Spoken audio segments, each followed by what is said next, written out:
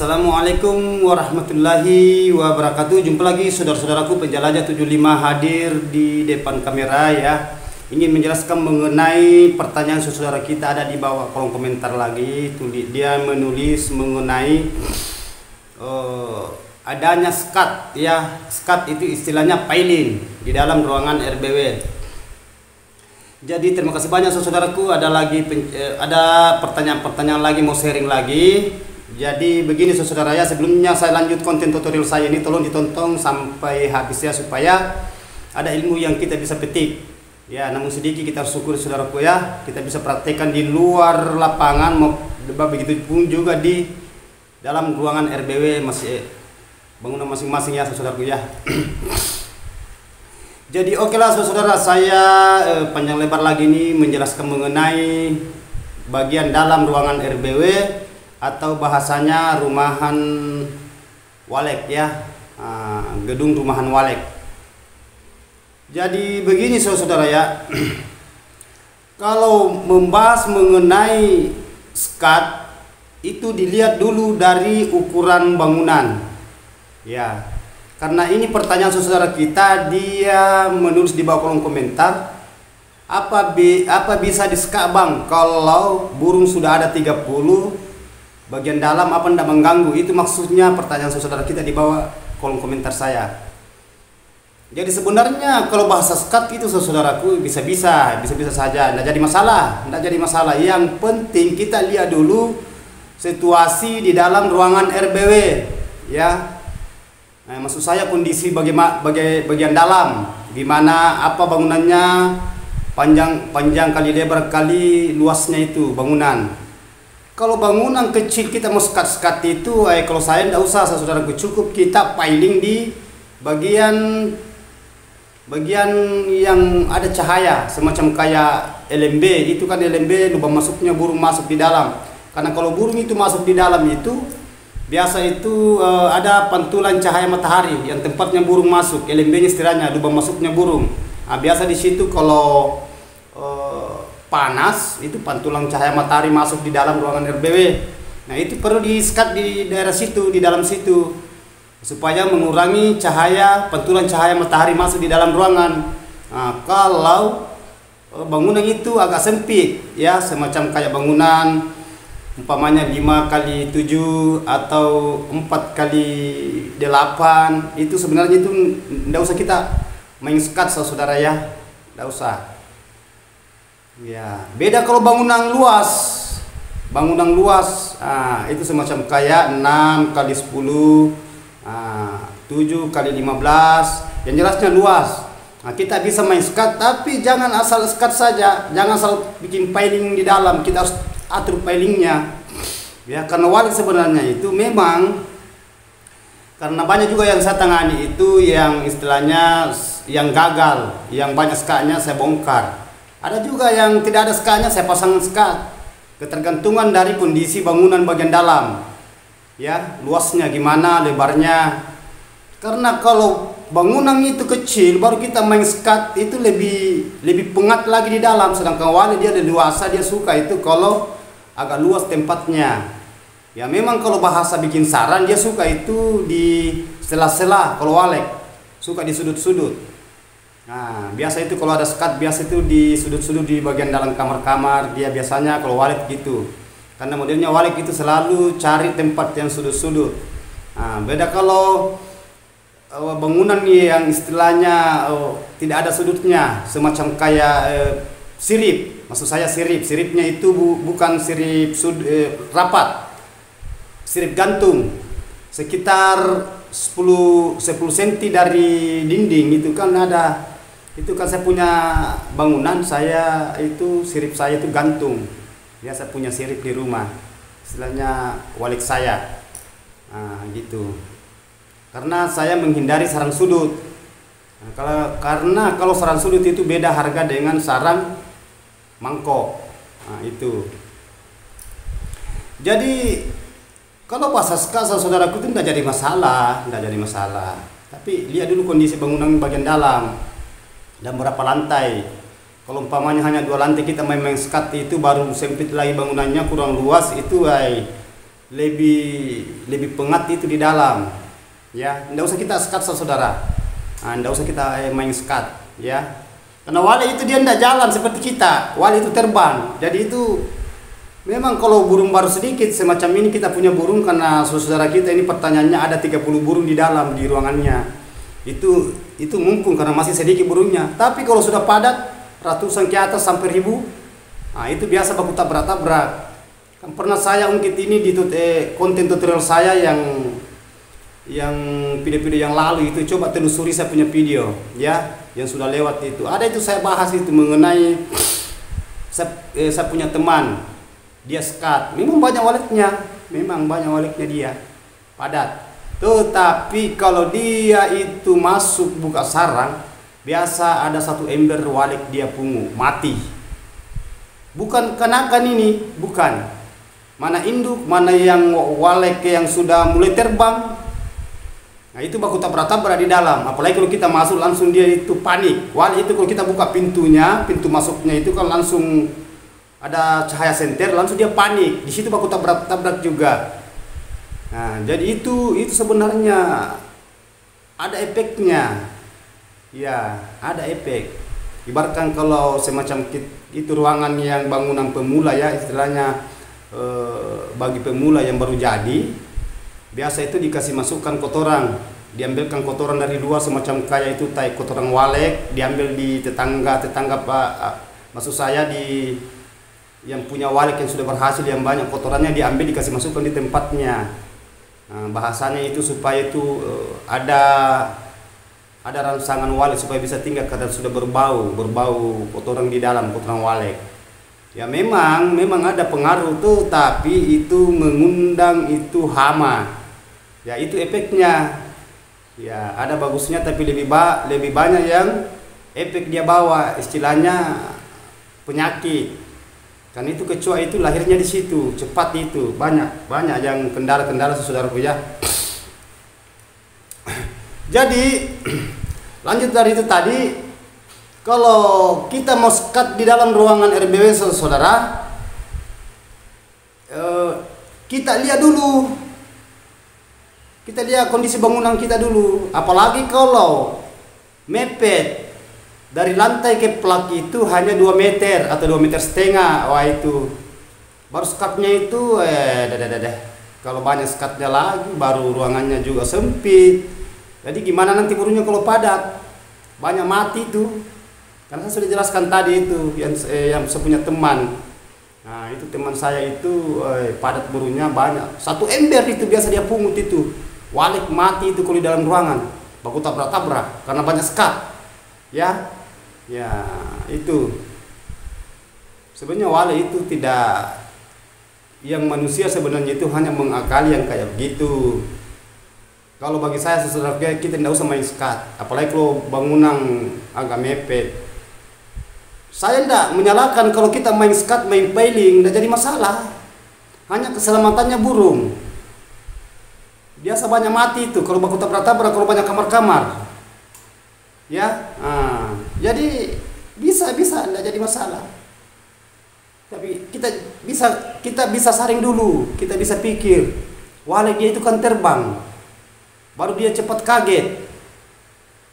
Nah itu. Sedangkan ruangan itu maksudnya di dalam ruangan RBW tidak ada skat. Biasa baku tabrak itu burung. Kalau kita masuk, biasa baku tabrak di dalam, baku tabrak-tabrak. Apalagi kalau sudah padat, baik. Saya saja itu kalau masuk di dalam ruangan RBW banyak burung yang tabrak saya itu, banyak yang tabrak-tabrak saya.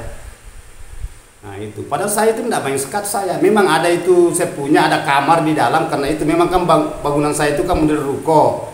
Memang sudah jadi, itu kan rumah dulu saya rancang jadi walek. Nah itu pun kamar itu saya bobol.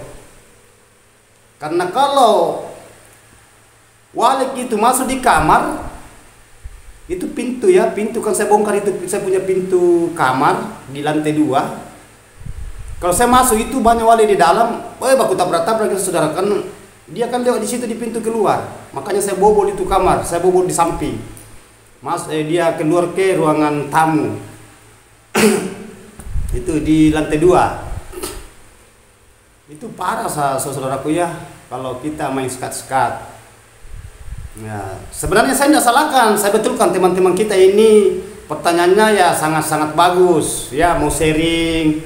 Nah, ini yang saya suka yang kayak saudara ini yang mau bertanya, burungnya ya baru 30, dia punya burung itu burung walet di dalam ruangannya 30 karena dia mengatakan di bawah kolom komentar, gimana bang, karena saya punya burung ada 30, apa bisa skat di dalam, istilahnya dipailin. Nah, makanya saya tadi kupas mengenai itu keterlangsungannya cara memailing, cara menskat di dalam ruangan RBW. Nah, lihat dulu kondisi bangunannya berapa ukuran, ya berapa kurangnya, baru bisa kita main skat, ya. Tapi kalau saya saudaraku ya, kalau bangunannya itu standar, tidak usah pakai skat, cukup di bagian pantulan cahaya matahari yang bagian lubang LMB-nya. Kan di situ kan lubang LMB-nya, apalagi kalau luas itu jalannya masuk burung di atas, istilahnya pos-posnya. Ada juga mengatakan pos-pos, ada juga mengatakan monyet-monyetnya, itu banyak macamnya ya, rumah-rumahnya masuk di dalam, dia masuk baru dia turun ke bawah, ke lantai, ke ruangan. Ya, itu di situ pantulan cahaya matahari itu terang.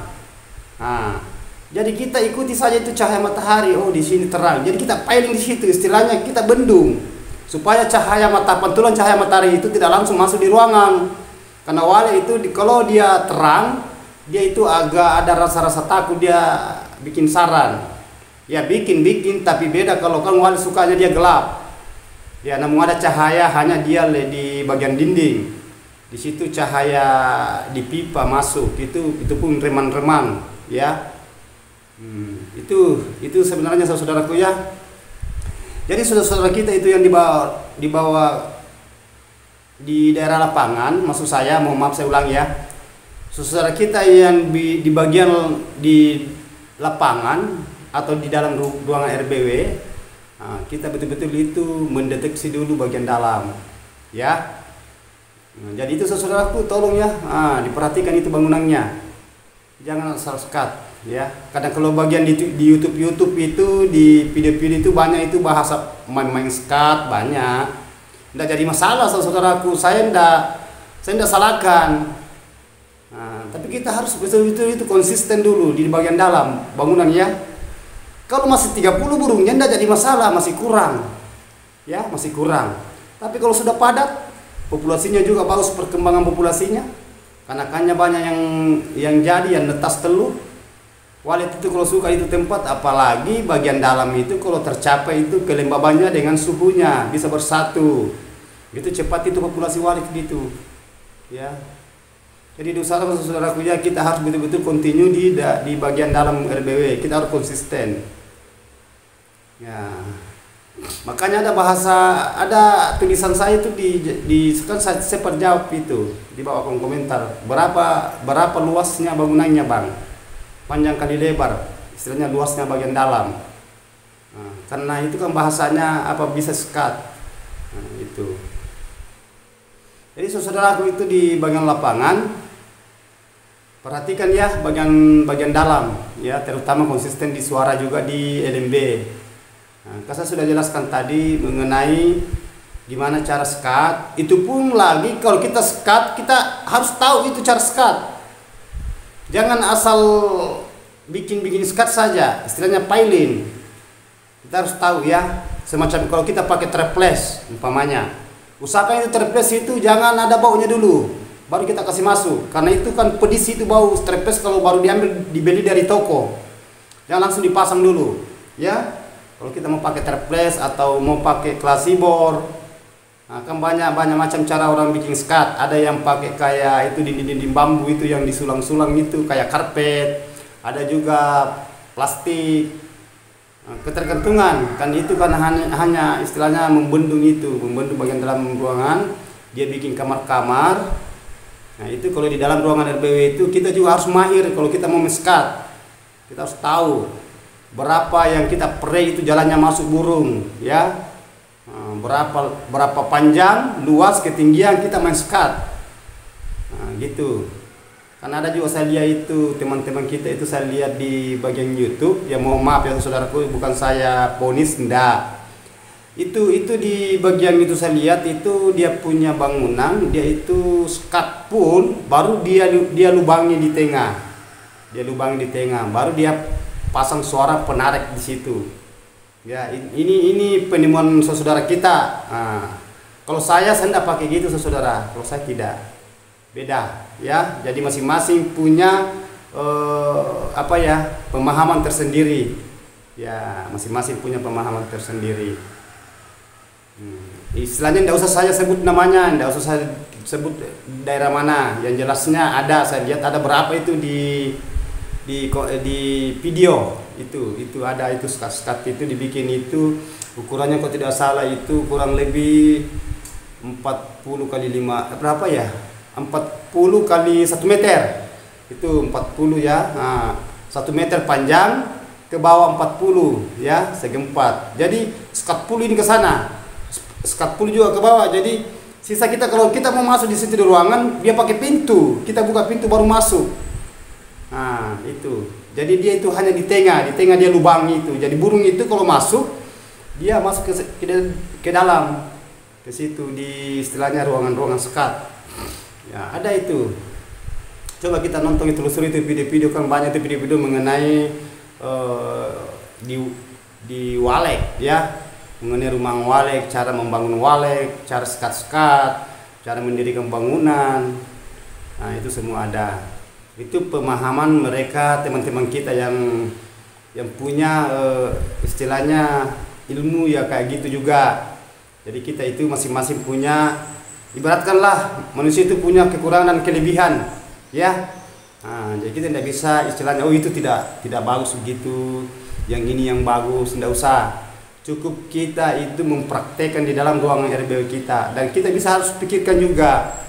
Kita harus pikirkan, karena yang saya pikir ini mengenai kedepannya burung ya, populasinya burung. Kalau banyak skat itu biasa itu burung itu banyak terancam, burung terancam itu saudaraku. Kenapa saya bilang terancam? Di rumah saja ya, di rumah saja itu luas itu bangunan, tapi itu pun biasa masih banyak baku tabrak, itu kalau kita masuk kan sudah padat burung di rumah. Saya punya Walek itu kalau masuk baku tabrak itu karena dia panik. Dibuka pintu langsung ada itu kan ada cahaya senter. Ya, itu cahayanya senter pantul itu dia sempat itu biasa burung itu agak kaget. Ya, istilahnya panik. Jadi saudaraku di lapangan dimanapun Anda berada, kalau kita mau main skat di dalam ruangan, kita harus pikir dulu. Kan saya sudah jelaskan semua tadi mengenai skat-skatnya, gimana caranya supaya skat itu apa bisa. Ya bisa saja saudara bisa. Nah, tapi sesuaikan dengan ukuran bangunan, dan kita harus mahir di bagian skat.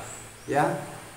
Kita harus betul-betul menguasai itu skat. Kita skat daerah mana, apa daerah ujung atau di tengah.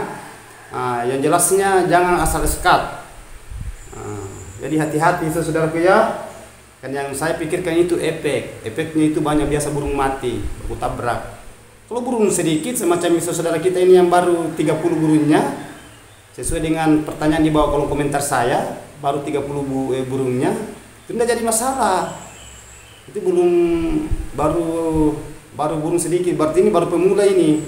Ya saudara ya, berarti kita baru pemula. Jadi jangan saudara, tidak usah kita main skat ya kalau saya. Tapi kalau saudara sudah jelaskan kayak gitu, ketergantungan bisa juga kita pikir. Oh iya, kalau saya skat ini jangan sampai nanti banyak burung, sampai nanti kalau saya masuk apa dia nanti burung itu kaget, panik sampai baku tabrak, pasti banyak mati. Karena banyak itu saya sudah alami saudara yang kayak gitu. Teman-teman kita di lapangan itu banyak mengeluh, kenapa Walek saya banyak mati sampai jatuh di bawah lantai. Nah itu karena adanya itu. Nah, makanya saya bilang ibaratkan kita makan obat, kalau kelebihan disuruh dokter suruh makan obat 3 kali 1, 2 kali 1, maksud saya 2 kali 1 makan ini obat ya 2 kali 1, maksudnya 2 kali 1 itu 3 kali makan 1 hari 2 obat ya. berarti 6 kali. Nah, sedangkan orang yang tidak paham biasa itu dia kali itu 2 kali 2 kali berapa ya? 2 kali 3. 3 kali dimakan pagi, siang, malam. Nah, kalau orang kan di situ kan 2 kali 3. Ada yang terjadi itu saudara itu, ada yang terjadi. Tidak usah saya sebut namanya, sudah meninggal itu. Itu pun guru. Guru itu kepala sekolah. Ya, dia kali itu 2 kali 3. Bahasanya itu 2 kali 3. 2 obat kita makan, kita minum dalam satu kali minum. Berarti kalau pagi, siang, malam 6 obat, 6 pil. Dia kali itu 2 kali 3 berarti 6. Jadi dia makan obat itu satu kali makan 6 obat. Langsung drop. Jadi hati-hati, itu efek. Ini hanya sebagai contoh saudaraku, dan ini nyata, ini pernah terjadi. Nah, itu waktu saya itu masih SD. Nah, tapi itu yang kepala sekolah itu yang makan itu obat dulu itu sudah meninggal, ya. Sudah meninggal.